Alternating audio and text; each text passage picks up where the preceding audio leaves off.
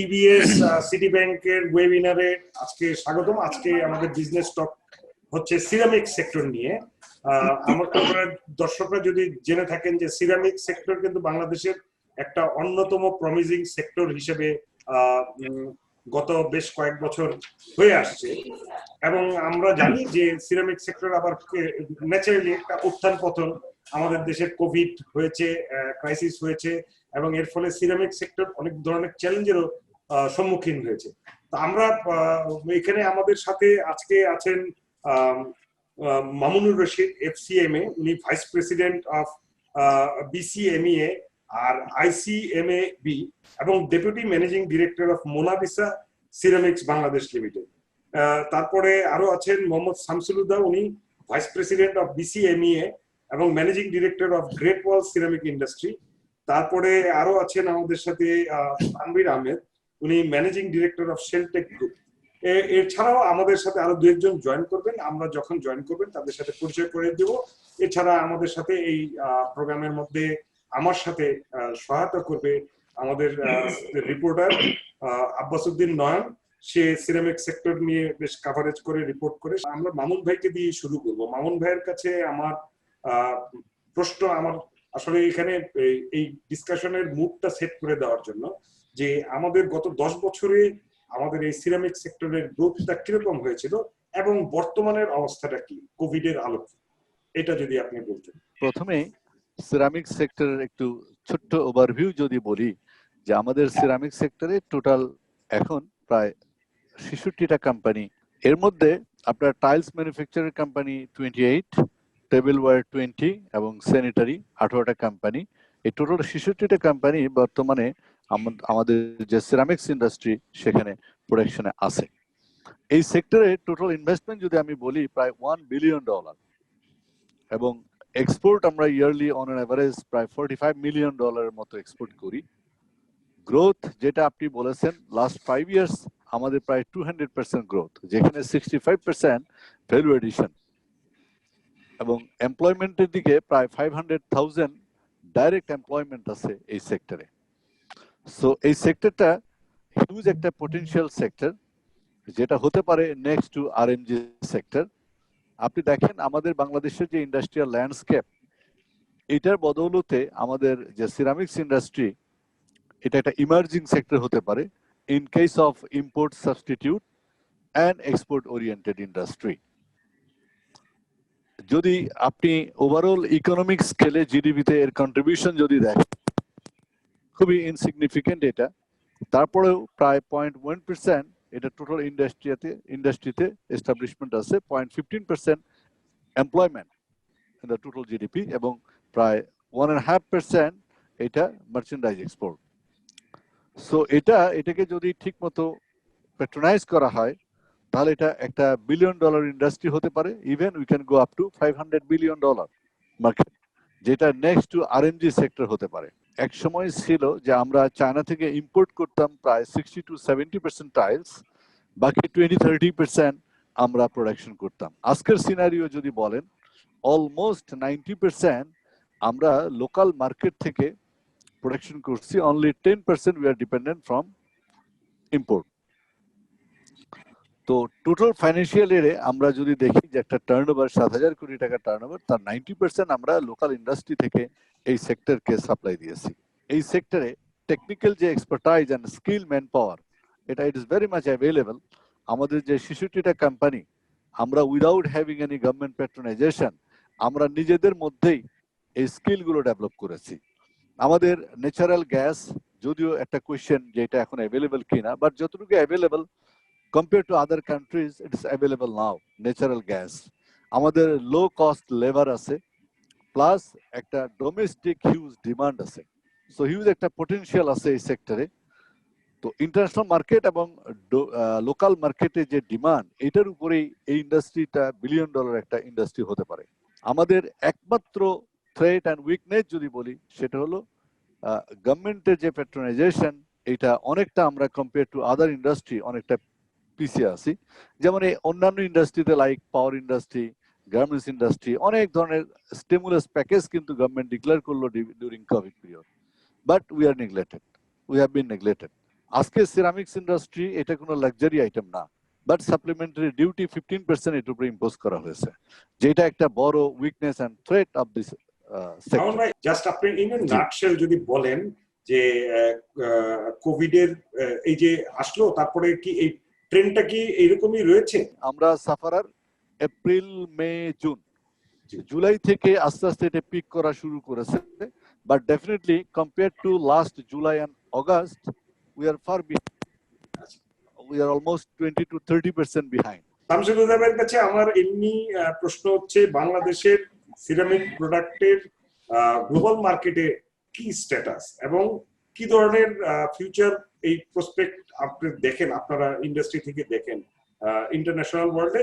আমরা চেষ্টা করতেছি এখন হার্ট অ্যান্ড সোল এক্সপোর্টে কিভাবে যাওয়া যায়, সেজন্য আমার ছেলে এই কাজটা করতেছে। আমরা আশা করতেছি আমরা সাকসেস হব আমার মনে হয়, কারণ চায়না যেহেতু রিসেন্টলি আমেরিকার সঙ্গে সম্পর্ক ভালো নয়, ডিউটি বেড়ে গেছে, এই জন্য আমরা এই চেষ্টাটুকু আমাদের আছে যে আমরা যেন এক্সপোর্টে যেতে পারি। শামসুল ভাই, আপনাকে ওইখানে একটু জাস্ট ক্লারিফিকেশনের জন্য প্রশ্ন, যে ইন্টারন্যাশনাল সিরামিক মার্কেটটা কত বড় এবং সেটার ভিতরে মানে প্রসপেক্টটা তাহলে বোঝা যায় সেখানে ডমিনেন্ট কান্ট্রিগুলো কারা? টাইলসটা ডমিনেট এখনো চায়নায় করতেছে এবং এটা চায়নার কাছে থাকবে, কারণ চায়নার এখনো ওয়ার্ল্ডের 1/3 সরবরাহ কিন্তু চায়না থেকে হয়ে থাকে এখন। ওই দিন কিছুদিন আগে আমেরিকাতে দেখলাম যে সবগুলা ইয়েতেই চায়নার প্রোডাক্ট ভরা, তো তাতে করে বোঝা যাচ্ছে যে চায়না এখনো ডমিনেট করতেছে। বিকজ অফ দা চায়নার প্রাইস আসলে কেউ কম্পিট করতে পারে না, ইতালিও পারে না, স্পেন তো পারেই না। আমাদের অবস্থা হলো আমরা আসলে সব র মেটেরিয়াল গুলা, মামুন সাহেব যেটা বলেছে, আমরা আসলে সব র মেটেরিয়াল গুলা ইম্পোর্ট করতে হয় শুধুমাত্র লাল মাটি ছাড়া, আর সব র মেটেরিয়াল লাল মাটি দিয়ে এখন টাইলস বানানো যায় শুধুমাত্র 8-12 সাইজের টাইলস, আর কোনো টাইলস আমরা বানাচ্ছি না। বিকজ অফ দা টাইলসের কোয়ালিটি বলেন আর স্ট্যান্ড বলেন, এটা অন্যগুলাতে করা যাচ্ছে না আমার কাছে মনে হচ্ছে, যার কারণে আমরা মোস্টলি এক্সপোর্টের জন্য চিন্তা করি বা বাজারে ভালো কোয়ালিটি করার জন্য আমরা আসলে এই টাইলসের মধ্যে সব ইম্পোর্ট ম্যাটেরিয়াল ইউজ করি। আমি নেক্সট কোশ্চেনটা আমি নিয়ে যাই তানভীর ভাইকে। তানভীর ভাই, আমি আপনার কাছে মানে ওনার কথার রেশ ধরে বলি যে এখানে সাপ্লাই চেইনের কথা উনি বলেছেন চাইনিজ ইয়েতে। আমরা জানি যে আমাদের প্রচুর র ম্যাটেরিয়াল চায়না থেকে আসতে হয়। যে আপনাদের যে অপারেশনটা ছিল মানে যে সিরামিক ইন্ডাস্ট্রি, এটা কোভিড এর সময় কিরকম ডিসরাপ্টেড হয়েছে এবং এখনকার অবস্থাটা কি, সাপ্লাই চেইন এবং সেল সবকিছু মিলে? আমাদের ক্ষেত্রে চায়না থেকে আসে, থাইল্যান্ড থেকে আসে, স্পেন থেকে আসে। সো যেটা প্যান্ডামিকের সময় হয়েছে এগুলো তো সব কন্টেইনারে আসে, as you know. So they are very heavy items, এগুলাকে এয়ার করার কোনো ওয়ে থাকে না।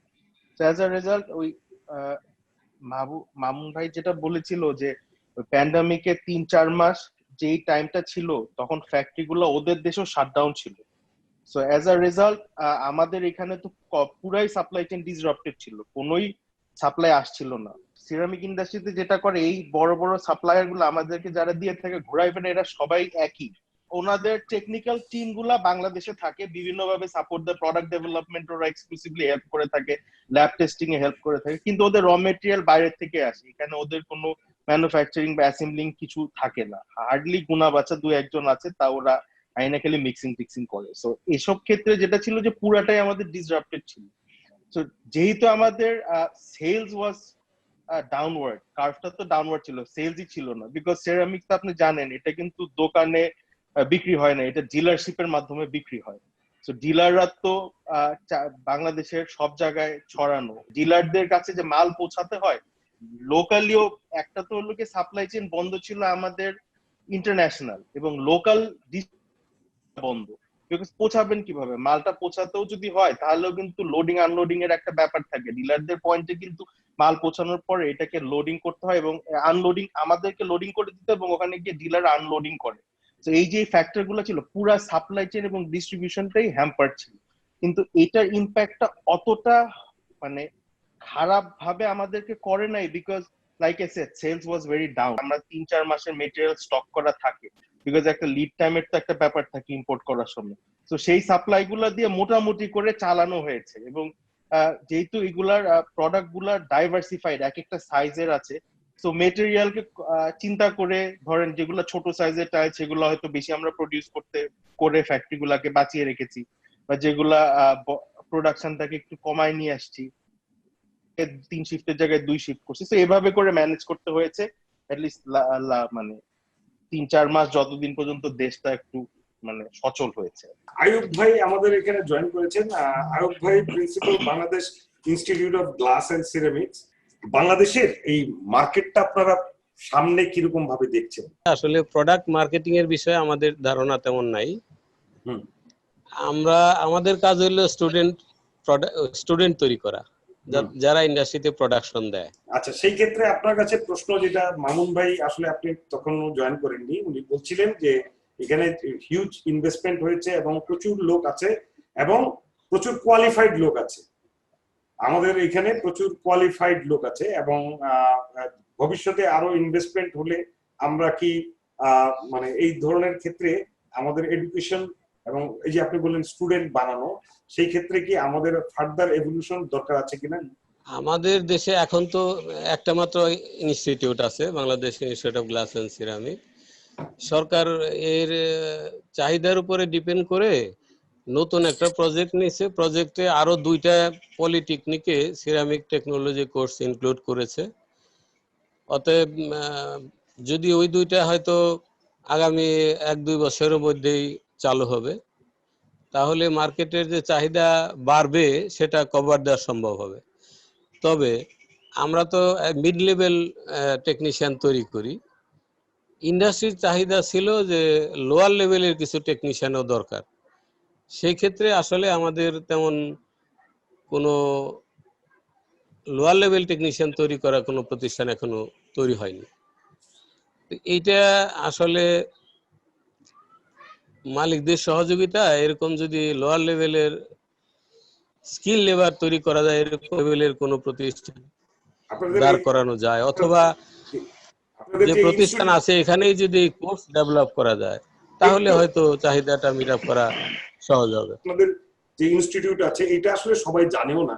এই ইনস্টিটিউটটা আসলে এটা কি গ্রাজুয়েটদের ট্রেনিং দেওয়া হয় না আপনার প্রফেশনাল ট্রেনিং, না কি ধরনের? এই জিনিসটা একটু ক্লারিফাই যদি করে দেন। এইটা একটা ডিপ্লোমা কোর্স পরিচালিত হয়, এটার মধ্যে 4 বছর মেয়াদী ডিপ্লোমা কোর্স পরিচালিত হয়। এবং সেখানে কি ধরনের ম্যান পাওয়ারটা তৈরি হয়? মিড লেভেল ইঞ্জিনিয়ারেরা, ডিপ্লোমা ইঞ্জিনিয়ার। আসলে প্রোডাক্ট তৈরি করে কিন্তু আমাদের এই মিড লেভেল ইঞ্জিনিয়াররাই। বাংলাদেশের যতগুলি সিরামিক ইন্ডাস্ট্রি আছে, সিরামিক ইন্ডাস্ট্রি প্রোডাকশন দিচ্ছে কিন্তু আমাদের ছেলেরাই।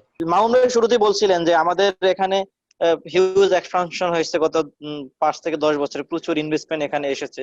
তো আমরা দেখেছি যে সম্প্রতি শেলটেক যে কারখানা স্থাপন করেছে সেটা দক্ষিণ এশিয়ার সবচেয়ে বড় কারখানা, শুনে আসছি। We are not certainly the biggest in Southeast Asia. Comparatively, যেহেতু আমরা নতুন আসছি ইন্ডাস্ট্রিতে, আমাদের capacity is high very.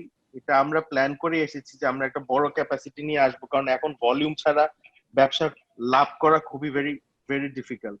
But আমাদের থেকে definitely there are far bigger companies আছে ইন্ডিয়াতে। সো এটার একটু রেকটিফিকেশন দরকার। We are certainly not the biggest, so we are one of them, but probably এবং গ্রেট ওয়াল এবং তারপরে মোনালিসা যারা আছে ওনারা ভাইরা, ওনাদেরও they are of the same capacity as well. আমাদের প্রসপেক্ট কেমন আছে? এখন তো Bangladesh is a growing economy, huge infrastructure development হচ্ছে। টাইলস এমন একটা কমোডিটি যেটা সব জায়গাতে লাগে। কি টাইপের টাইলস বা কি কোয়ালিটির tiles, that can vary from industry to industry, consumer to customer, but এটার কনজাম্পশনের কোনো শেষ নাই। এবং ইদানিং কালে কিন্তু গ্রামের একটা মসজিদে পর্যন্ত বা গ্রামের একটা বাথরুমে, একটা কিচেনেও কিন্তু টাইলসই লাগায়। সুতরাং আমাদের গ্রোথটার পোটেনশিয়াল ইজ ট্রেমেন্ডাস। এবং লাস্ট 10 ইয়ার্সে মামুন ভাই যেটা বলেছে, the company specially last 3 to 4 years এর ফিগার যদি দেখেন, it's been growing at a rate of 200%। So এটা যদি এই প্যান্ডামিকটা ইজ আ মানে সিচুয়েশনাল টেম্পোরারি সিচুয়েশন, সো এটা ওভারকাম তো অবশ্যই করতে হবে। ফার্স্ট চ্যালেঞ্জ হবে এটাকে ওভারকাম করা। পিক আপ কিন্তু করছে আস্তে আস্তে, সবগুলো ইন্ডাস্ট্রি পিক আপ করছে, চলমান হচ্ছে অর্থনীতি। সো এই ক্ষেত্রে আমার মনে হয় এই ইন্ডাস্ট্রিটাকে ট্রেমেন্ডাস পোটেনশিয়াল আছে। প্রোভাইডেড আমাদেরকে কিছু সাহায্য সহযোগিতা যদি করে থাকে সরকার, তাহলে অফকোর্স এটা আরো বেশি বৃদ্ধি পাবে। এট দ্য মোমেন্ট ইপিবির স্ট্যাটিস্টিক্স অনুযায়ী we are the 7th most, I think 7th, ranked 7th in terms of exported items. So এটা একটা জিনিস যেটা we can look into export করার বিষয়। আর আরেকটা হলো গিয়ে লোকাল সাপোর্ট যদি সরকারের কাছ থেকে ওই কিছু পলিসি বিসিএমইএ দিয়েছে, এগুলো প্রপোজ করেছে ওনারা যারা ইন্ডাস্ট্রি এক্সপার্ট আছে, তো ওনারা ওগুলা যদি করে থাকে তাহলে এটার গ্রোথ ট্রেমেন্ডাস, বিকজ হাউজিং এরও গ্রোথ হচ্ছে। আমরা যেহেতু রিয়েল এস্টেটে আছি, প্রচুর পরিমাণে এখন কিন্তু ওর এই সিঙ্গেল হাউস কনসেপ্ট এখন আর অ্যাটলিস্ট সিটিতে পাওয়া যায় না। সো এখন তো ডেভেলপমেন্ট অ্যাপার্টমেন্ট প্রচুর গ্রোথ হচ্ছে, 20,000 30,000 অ্যাপার্টমেন্ট ইয়ারলি খালি ঢাকাতেই হচ্ছে। এগুলা ঢাকার বাইরে তো বললামই না। তো এগুলা এবং ইনফ্রাস্ট্রাকচার প্রজেক্ট বিভিন্ন এজেন্সির, বিভিন্ন সরকারের বিভিন্ন উইংস এর এগুলো হচ্ছে। তো সব জায়গাতেই এই টাইলসের একটা কনজাম্পশন লাগে। এটা it's not a luxury item, it's a very basic item. এটা আপনার লাগবেই। তো এটার গ্রোথ কোনো কম্প্রোমাইজ নাই। এটা হলো সাস্টেইনেবল ইনভেস্টমেন্ট, যে আমরা সাস্টেইন করার জন্য ফাইট করতেছি, বিকজ আমরা অলরেডি মাথা ঢুকে ফেলছি এর মধ্যে, আমরা বেরোতে পারবো না এখান থেকে। সো এটাকে আরো সাস্টেইনেবল করার জন্য, আরো এটাকে টিকে থাকার জন্য আমাদের ফার্দার ইনভেস্টমেন্ট করতে হচ্ছে। যেটা তানভীর ভাই বলেছে যে এখন সারা দুনিয়াতেই ছোটদের কোনো ব্যবসা নাই, আপনাকে বড় হতে হবে, আপনার ফিক্সড কস্টকে মিনিমাইজ করতে হবে, তাহলে আপনি টিকে থাকবেন। এবং ছোটরা আস্তে আস্তে এলিমিনেট হয়ে যাবে, বড়রা টিকে থাকবে। সো আমরা সবাই কিন্তু কম্পিটিশনে আছি টিকে থাকার জন্য। ইটস নট লাইক দ্যাট যে আমি হিউজ একটা ইনভেস্টমেন্ট শেলটেক করছে বা গ্রেট ওয়াল করছে বা আদার কোম্পানি করতেছে, যে হিউজ একটা বোধহয় প্রফিট অপরচুনিটি। নো, বিকজ এখানে হিউজ একটা গভর্নমেন্টের অপরচুনিটি, গভর্নমেন্টের একটা পেট্রোনাইজেশন দরকার, যেটা আমি শুরুতে বলেছি যে আমরা বারবার ট্রাই করতেছি গভর্নমেন্টকে বোঝানোর জন্য। বিভিন্ন সেক্টরে, গার্মেন্টস সেক্টর, টেক্সটাইল সেক্টর, পাওয়ার সেক্টরে যে ধরনের স্টিমুলাস প্যাকেজ, যে ধরনের ট্যাক্স ইনসেন্টিভ, তারপরে আদার ফ্যাসিলিটিস গুলো দেওয়া হচ্ছে, সাবসিডাইজ রেটে gas and electricity utility supply করা হচ্ছে, এই সেক্টরকে কিন্তু ওইভাবে করা হচ্ছে না। বাট আমরা শুধুমাত্র ইনভেস্টমেন্ট করেই যাচ্ছি টিকে থাকার জন্য, কিছুটা কস্ট মিনিমাইজ করার জন্য। বড় ভলিউমে প্লে করলে যেটা জানেন যে ফিক্সড কস্টটা কমে যায়। আমি আবার হুদাবের কাছে ফিরে আসি, যে যেটা হলো যে বাজার, আমরা জানি যে 3 মাস একেবারেই বন্ধ ছিল, এখন আবার সেল আসছে। তা আমি যদি এটা বলি যে বোঝার জন্য জানতে চাই আপনার কাছ থেকে যে এইটা কিরকম, মানে মনে করেন অগাস্ট মাসটা কিরকম ছিল কম্পেয়ার টু লাস্ট ইয়ার, এবং কম্পেয়ার টু ধরেন কোভিড এর টাইম, এবং কম্পেয়ার টু আদার সেক্টরস। কোভিডের টাইমটা তো খুবই খারাপ ছিল, আইয়ুব সাহেব বলেছে। কিন্তু আমাদের দেশে আসলে বিএসসি ইঞ্জিনিয়ার কিছু রাজশাহী এবং ঢাকা ইউনিভার্সিটিতে শুরু হয়েছে ঢাকা ইউনিভার্সিটি গত 2 বছর থেকে, রাজশাহী ইউনিভার্সিটি গত 3-4 বছর থেকে। তো ওরা কিন্তু এখন আগে ছিল না, আগে শুধু ডিপ্লোমায় ওনাদের গুলাই ঠিক ছিল, এবং সব ফ্যাক্টরিতে আসলে ওনাদের দিয়ে শুরু করেছিল। তারপর আমরা আমাদের চারুতে কিছু বিএসসি ইঞ্জিনিয়ার নিয়ে রিক্রুট করেছি রাজশাহী থেকে এবং ঢাকা থেকে।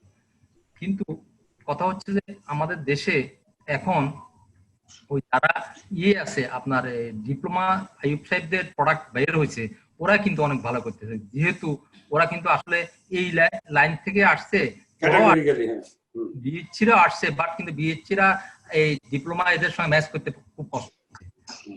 এই জন্য আমরা এই জায়গাতে একটা বিপদের মধ্যে ডিপ্লোমার সঙ্গে বিএসসিরা আসলেও ম্যাচ করতে পারছি না, এক নম্বর।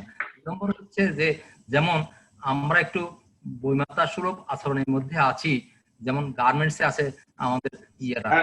এটা তো বললেনই মামুন ভাই, আপনার যদি এলাবোরেট। এই যে আমি আপনাকে এক্সাম্পল বলতেছি, আমি এখন এই বাসভার আনতেছি, বাসভার কিন্তু হলো ইলেকট্রিকের লাইনের জন্য ইউজ করা হয়, আপনি জানেন। এই বাসভারটা আমাদেরটা 10% ডিউটি, আর আপনি যদি গার্মেন্টস ইন্ডাস্ট্রির জন্য আনেন তাহলে ডিউটি ফ্রি, 1% ডিউটি ইন্ডাস্ট্রি। আপনি চিন্তা করেন এর 1% আর 10% অনেক ডিফারেন্স কিন্তু এখানে। আর র মেটেরিয়াল গুলো আমাদের দেখেন আপনি এখানে, আমার মনে হয় যে গভর্নমেন্ট এই বিষয়গুলো চিন্তা করে না, অথবা সিরিয়াসলি আমরা বুঝাইতে পারি নাই। যেমন আমাদের র মেটেরিয়াল আসছে ম্যাক্সিমাম মালয়েশিয়ার থেকে 33% ময়েশ্চার, কথা বুঝছেন, কিন্তু আমরা সেটা এখানে পুরোটা ডিউটি দিচ্ছি। 33% যদি একটা মালের মর্সার থাকে তাহলে সেটা 100 টনে 30 টন 33 টন আমরা পাচ্ছি না। কিন্তু আমরা ফুল ডিউটি দিচ্ছি, ক্যারিং করতেছি, ফ্যাক্টরিতে পর্যন্ত পৌঁছাচ্ছি। ওই 30% মর্সার মানে পানি পানি পানি অথবা শুকনো মানে যেভাবে আছে এইভাবে। এতে করে আমাদের এই জায়গাটাকে বড় ধরনের একটা লসে আছি আমরা।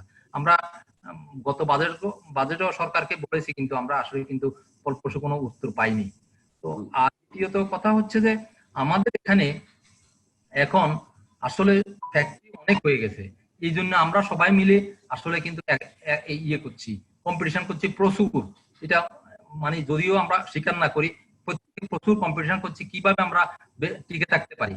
তো সেক্ষেত্রে আমাদেরকে আসলে সবাইকে চিন্তা করতে হবে বাইরে বাজার খোঁজার জন্য।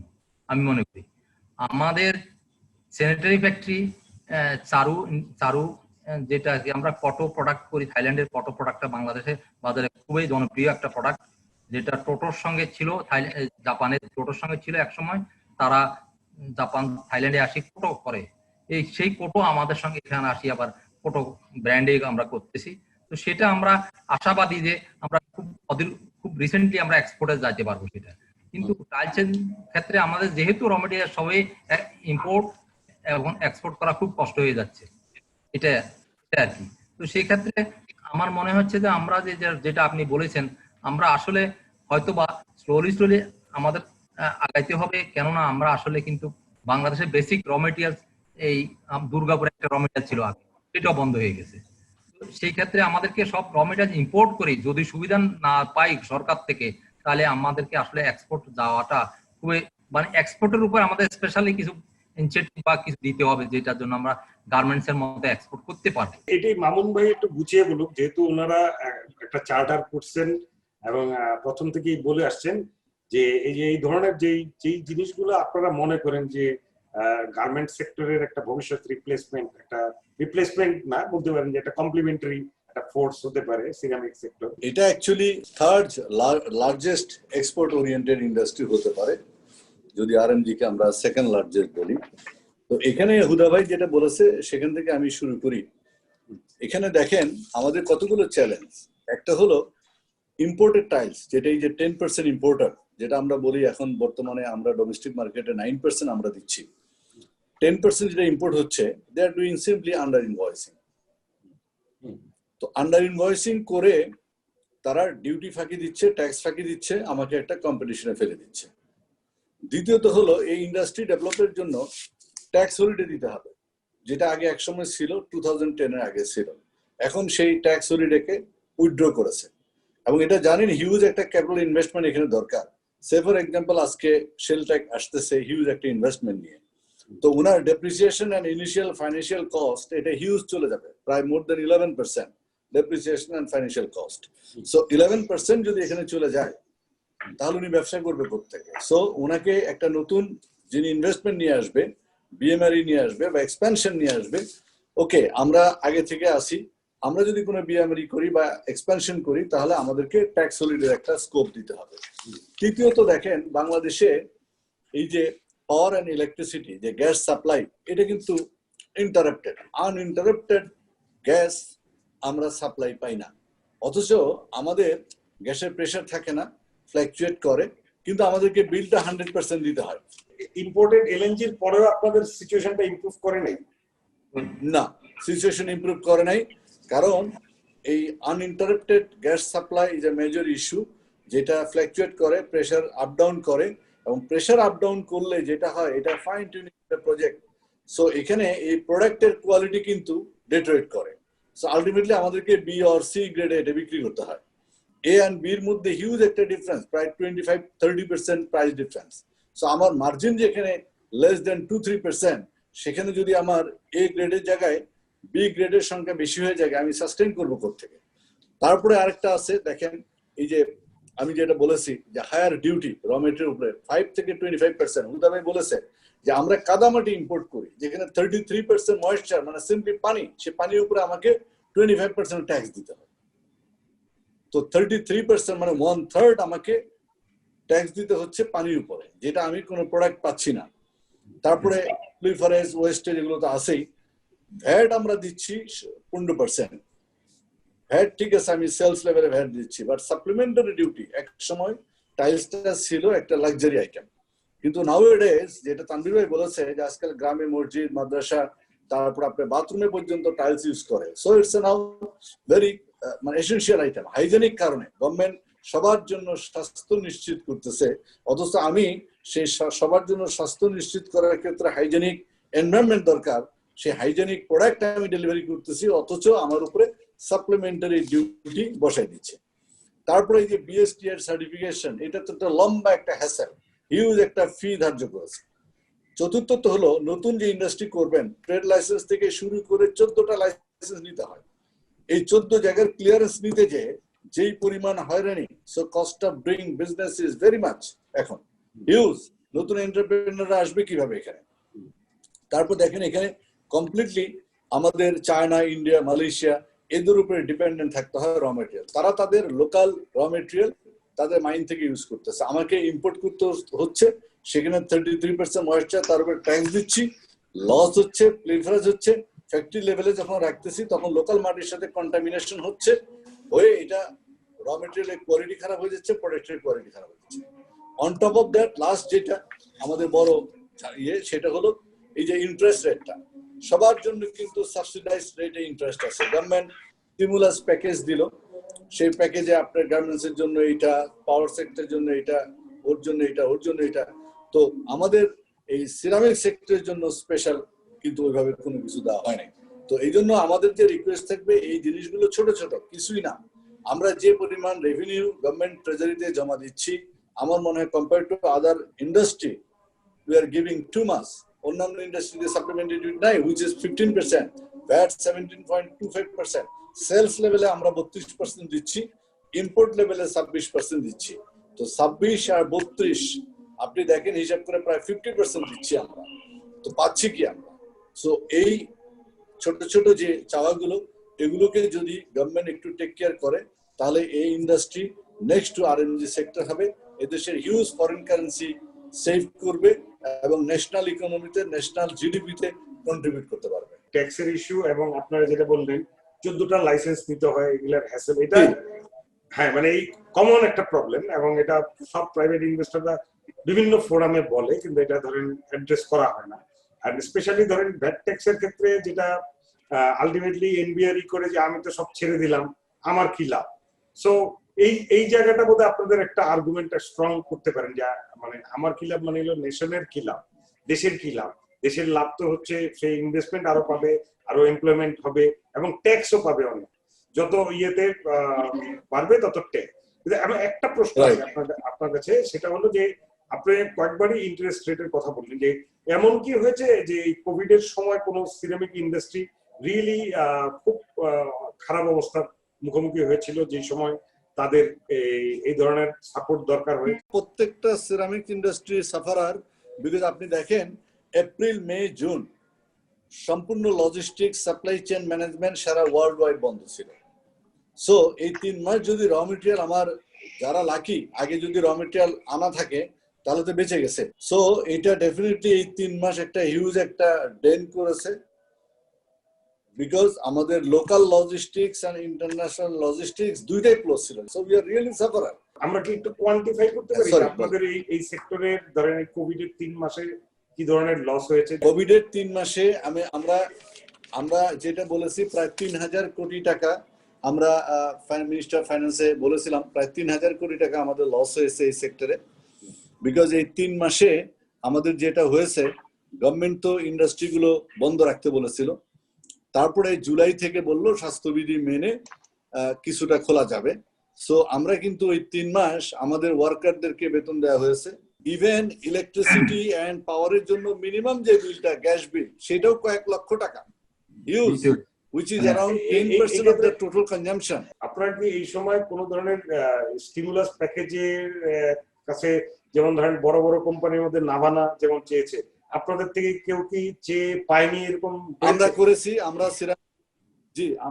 আমরা সিরামিক্স অ্যাসোসিয়েশন থেকে অ্যাপ্লাই করেছিলাম এফবিসিসি এর মাধ্যমে, যে আমাদের এই 3000 কোটি টাকা এই সেক্টরের যে লস, এটাকে পোষানোর জন্য গ্যাস বিল অন্তত ডেফার্ড করা, যে এই 3 মাস যাতে আমরা গ্যাস বিল দিতে না হয়, কিন্তু আমি বলতে পারি আমরা অ্যাপ্লাই করে আমাদের ধারণা ছিল যে এটা হয়তো ডেফার করবে, কিন্তু ডেফার করে নাই, আমাকে পেনাল্টি পর্যন্ত দিতে হয়েছে। কোন ধরনের আপনাদের কাছে didn't say anything or it's just date আপনারা যে অ্যাপ্লাই না, এটা গভর্নমেন্ট যেটা 1,00,000 কোটি টাকা যে স্টিমুলাস প্যাকেজ দিয়েছে সাধারণভাবে শুধুমাত্র গার্মেন্টস ইন্ডাস্ট্রির জন্য আলাদা করেছে, সেক্টরের জন্য আলাদা করেছে, আর এগুলো ইন্ডাস্ট্রিয়াল যে সেক্টর, সো হাজারো টাইপের ইন্ডাস্ট্রির মধ্যে যে বেনিফিট সবাই পেয়েছে, আমরা এই কমনটা পেয়েছি।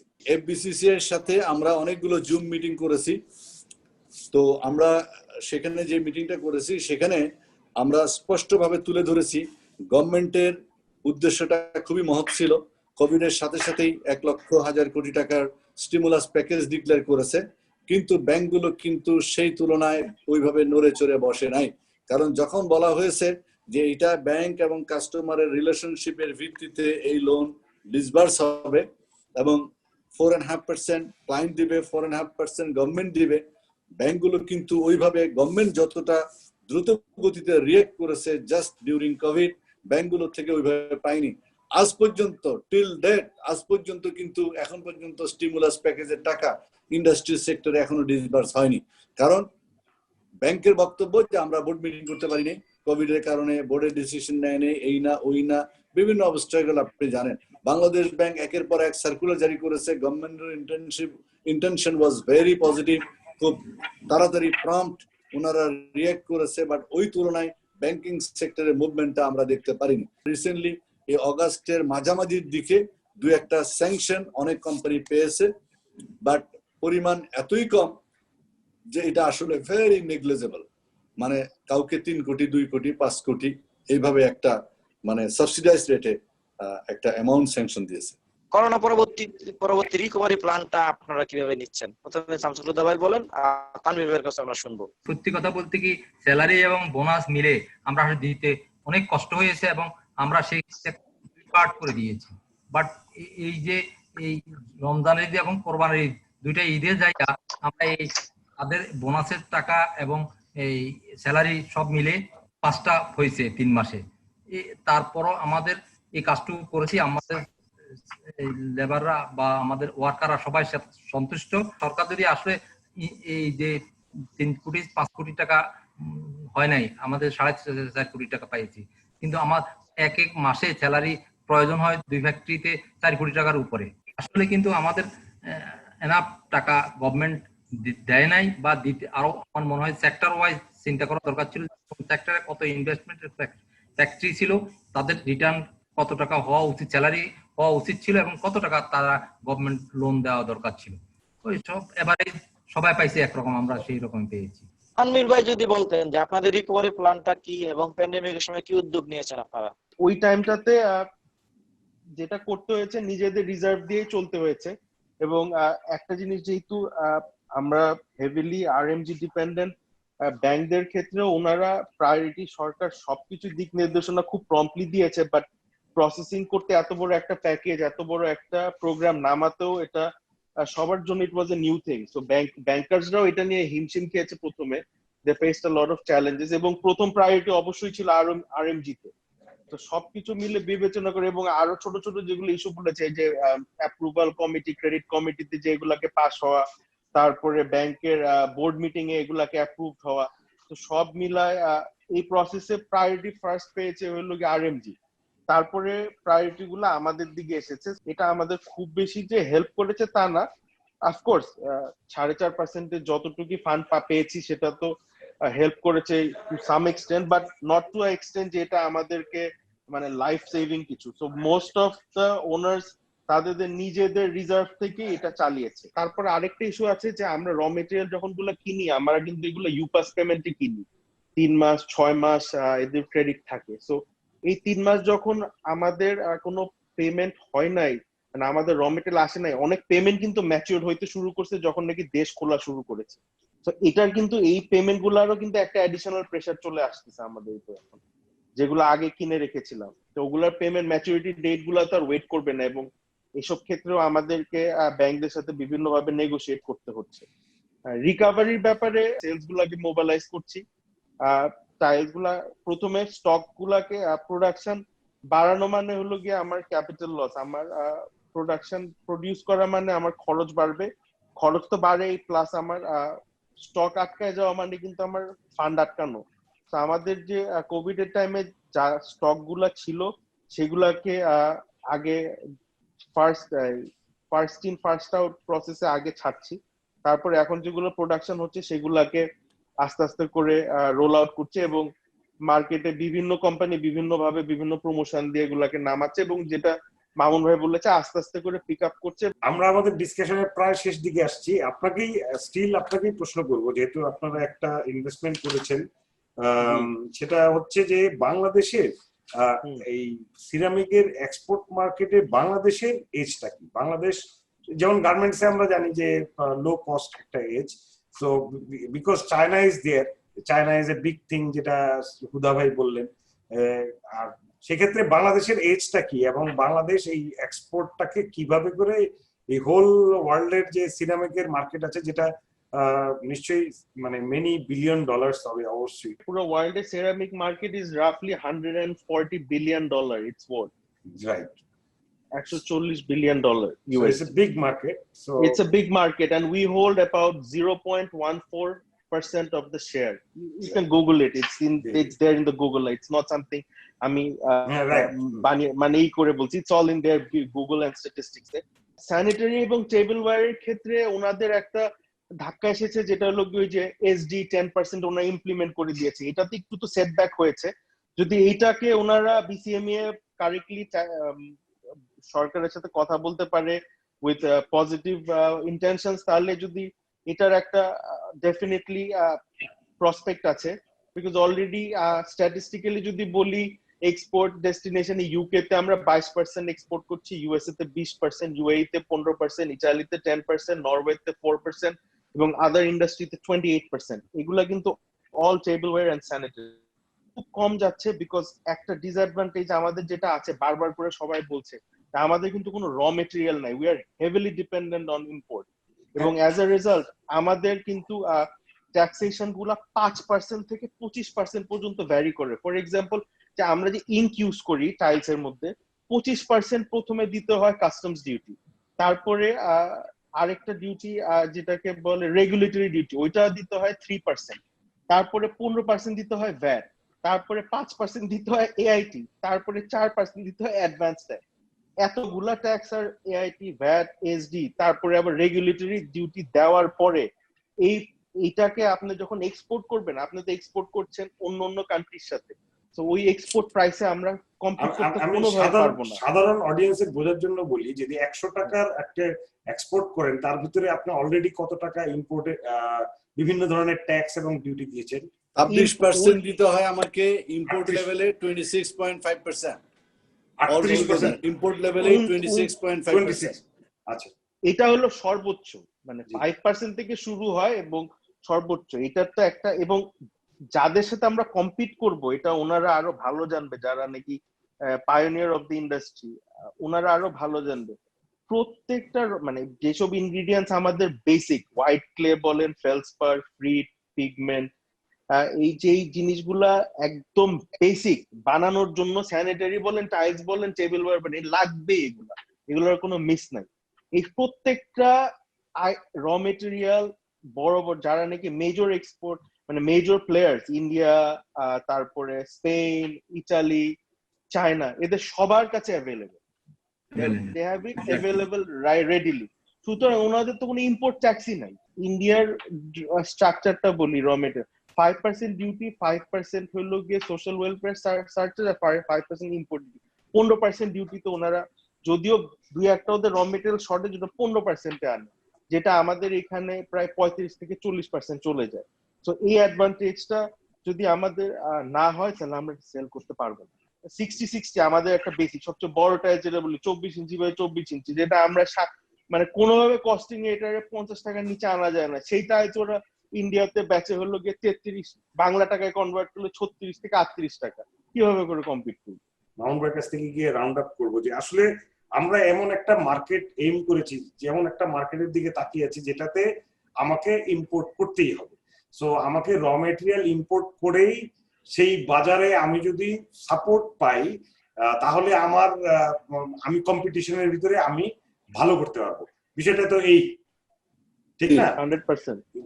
সো এবং এটা বাস্তবিকভাবে গভর্নমেন্ট কতটুকু করতে পারে, এবং সেটাতে আমি যেহেতু এখানে প্রচুর ইনভেস্টমেন্ট হয়েছে, আমি যে ডোমেস্টিক মার্কেটের সাইজই হচ্ছে 6,000 কোটি টাকা, এবং 10,000 কোটি টাকা ইনভেস্টমেন্ট, 10,000 কোটি টাকা, হ্যাঁ 10,000 কোটি টাকা ইনভেস্টমেন্ট, এবং এখনো পাইপলাইনে আছে। There is something good in Bangladesh, যেটার জন্য সিরামিকের এই গ্রোথ হচ্ছে।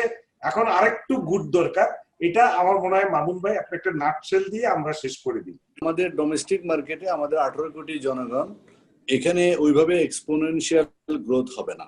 সো ওয়ার্ল্ডের যেটা মার্কেট, সেখান থেকে যদি আমরা একটা ভেরি লিটল, যেমন এখন 0.145 এরকম একটা পার্সেন্টেজ আছে, এদিকে যদি সিম্পলি আমরা 1% মার্কেট শেয়ার পেতে চাই, যেটা করতে হবে 3টা proposal. Supplementary duty for export, এটা উইথড্র করতে হবে। 2 নম্বর, এক্সপোর্টের জন্য ইম্পোর্ট লেভেলে যে ট্যাক্স গুলো 26%, এটাকে অ্যাজ মাচ অ্যাজ লো রাখতে হবে। 3 নম্বর হলো যে আমাদেরকে ক্যাশ ইনসেন্টিভটা এক্সপোর্টের জন্য ওপেন করে দিতে হবে। তাহলে এটা ইন্টারন্যাশনালি যদি আমরা ঢুকতে পারি, তাহলে এক্সপোনেনশিয়াল গ্রোথ হবে। এবার আসি আমি সাস্টেনেবল গোল, যেটা গভর্নমেন্ট 2030 মধ্যে, যেটা আপনারা জানেন যে 17টা এসডিজি গোল এবং 168টা টার্গেট নিয়েছে, যেখানে 5P is a core principal of SDG. সেই 5Pর মধ্যে people, planet, piece, prosperity and partnership. এবং এগুলো দেখেন, আমরা সিরামিক্স ইন্ডাস্ট্রিতে 5টা এসডিজির সাথে we are very much related. যদি বলি এসডিজি 5, যেটা জেন্ডার ইকুয়ালিটি, আমাদের এই সিরামিক্স ইন্ডাস্ট্রিতে প্রচুর মহিলা কাজ করে, Around 40%. অ্যারাউন্ড 40% মহিলা কাজ করে। So it is close to equality, তাই না? তারপরে দেখেন অ্যাক্সেস টু সাস্টেইনেবল এনার্জি, আমরা গ্রিন এনার্জি ইউজ করতে চাই। আমরা এনার্জি কস্ট মিনিমাইজেশনের জন্য অনেক রকমের টেকনিক, টুলস ইউজ করি, কারণ আমাদের হিউজ একটা অ্যামাউন্ট এই এনার্জির জন্য চলে যায়। তারপরে ডিসেন্ট ওয়ার্ক, আমরা দেখেন একটা সুন্দর একটা ওয়ার্কিং এনভায়রনমেন্ট, যে গার্মেন্টস বা আদার ইন্ডাস্ট্রির মতো যেভাবে খুব, যেমন আমাদের এখন ফ্যাক্টরি চলতেছে, সুন্দরভাবে স্বাস্থ্য বিধি মেনে চলতেছে। সো একটা ডিসেন্ট ওয়ার্কিং এনভায়রনমেন্ট আমরা এনশিওর করতে পেরেছি এই সেক্টরের মাধ্যমে। এটাও গভর্নমেন্টের একটা গোল, যেটা গোল 8 বলি আমরা। গোল 9 যেটা সাস্টেনেবল ইন্ডাস্ট্রিয়ালাইজেশন, আপনি দেখেন এই সেক্টরে একটা স্টেডি গ্রোথ আছে, যেটা আমরা বললাম যে লাস্ট 5 ইয়ার্সে প্রায় 200% গ্রোথ। এটা ভালো growth, 40% on an average, which is huge growth, যেটা জিডিপিতে কন্ট্রিবিউট করতেছে। সো সেখানেও আমরা এসডিজিতে আছি। এরপরে হলো গ্লোবাল পার্টনারশিপ, এই যে আমাদের উদাবেরা বিভিন্ন গ্লোবাল পার্টনারশিপ আমাদের চায়নার সাথে, অলমোস্ট চায়না বাংলাদেশ সিরামিক্স ইন্ডাস্ট্রির ক্ষেত্রে আমরা তো মনে করি যে ওদের প্রতিবার ইন্টারন্যাশনাল এক্সপো হয়, ওরা আমাদেরকে দাওয়াত দেয়, হিউজ এন্টারটেইন করে। এবার আমরা এই কোভিড এর কারণে মিস করেছি। তারপরে অনেকগুলো র মেটেরিয়াল ইন্ডাস্ট্রি, এগুলো হিউজ পার্টনারশিপ একটা ফর্ম করতেছে। তো আউট অফ 17 একটা পার্টিকুলার সেক্টর যদি 5টা গোলকে ফুলফিল করতে পারে, সেই সেক্টরকে আপনি নেগলেক্ট করতে পারেন না, সেই সেক্টরকে ইম্পর্টেন্স দিতে হবে। একটা সেক্টর ছিল না, একটা সেক্টর গ্রো করেছে, এবং সেই সেক্টর থেকে তো গভর্নমেন্ট রেভিনিউ পাচ্ছে। সো এবং আসলে এইভাবে করে একটা রাইট পলিসি সাপোর্ট থাকলে, আমরা দেখেছি যে বাংলাদেশে যতগুলো জিনিস ভালো হয়েছে রাইট পলিসি সাপোর্ট, অনেকগুলো জিনিস যেগুলো ফেল করেছে সেখানে রং পলিসি ছিল। যেমন ধরেন জুট একটা ফেল একটা জিনিস, এত বড় বাংলাদেশের জিনিস। সো আমরা আশা করব যে আমাদের এই প্রোগ্রামের মাধ্যমে যে কথাগুলো বের হয়ে আসলো, এটা সরকারের দৃষ্টি আকর্ষণ হবে। এই বলে আজকে আমাদের এই সিরামিক ইন্ডাস্ট্রি সেক্টর নিয়ে আলোচনা আজকের মতো শেষ করছি। আপনাদের সবাইকে ধন্যবাদ। কোনো একদিন আবার দেখা হবে আরেকটি ফোরাম।